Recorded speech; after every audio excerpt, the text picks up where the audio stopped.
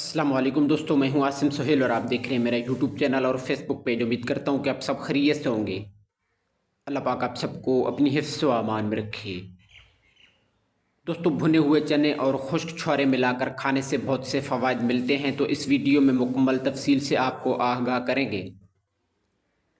भुने हुए चने और खुश्क छुहारे मिलाकर खाने से जिस्मानी तवानाई में बहुत ज़्यादा इजाफ़ा होता है। ये दोनों ग़ज़ाएँ प्रोटीन, आयरन और कुदरती तवानाई से भरपूर हैं और तवानाई में इजाफ़ा करती हैं।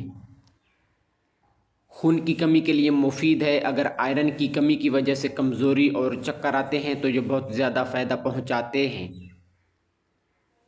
इसके अलावा दिमागी तवानाई और तवज्जो में इजाफ़ा होता है, हड्डियों को मजबूत बनाते हैं, थकन और कमज़ोरी को भी दूर करते हैं। इनको इस्तेमाल करने का तरीका ये है कि मुट्ठी भर चने और 4 से 5 छुहारे रात को पानी में भिगो दें और सुबह नाश्ते से पहले ये आप ले सकते हैं। अगर बहुत ज़्यादा कमज़ोरी है तो भुने हुए चने मुट्ठी भर बारीक पीस लें और छुहारे बारीक काट लेने हैं। इनको नीम गर्म दूध के साथ रोज़ाना इस्तेमाल करना है।